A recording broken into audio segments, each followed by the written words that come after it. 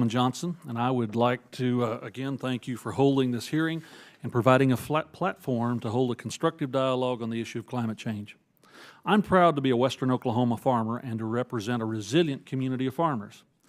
As any farmer can tell you, we are especially dependent on the weather. Droughts, heat waves come and go naturally, but the changing climate has intensified their impacts. We know the climate's changing and that global industrial activity has played a role in this phenomenon. But our communities, like farmers and ranchers in my district, need to know more about the extent to which a changing climate affects short and long-term weather patterns. I believe the federal government has a responsibility to prioritize research so that we can better understand the complex relationship between climate and weather and increase preparedness in our communities. I also believe it's critical that America leads the world in developing the next generation of technologies to address the effects of climate change. Fortunately, we have a unique opportunity here on the Science Committee to promote research and technology solutions. American industry, innovators, and researchers at our national labs are pioneering technologies that capture carbon emissions from coal and natural gas, batteries that store energy from intermittent energy sources like wind and solar, and advanced nuclear reactors that can provide cleaner, more affordable power.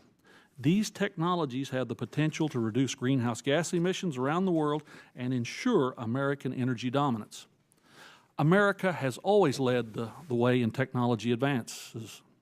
In 1919, my great-aunt's prized possession was a phonograph, a mechanical device which was then state-of-the-art technology.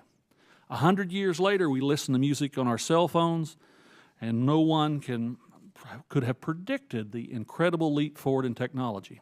Americans are always innovating, finding surprising ways to meet new challenges. Energy is no exception. Hydraulic fracking revolutionized energy production, unlocking a vast American energy resource that was unimaginable just a decade ago. Developed by industry in cooperation with the national labs, fracking reduced the environmental footprint of energy production and has brought cheaper, cleaner natural gas to the market around the world. Through innovation, we can repeat this incredible success. The next technological breakthrough is right around the corner.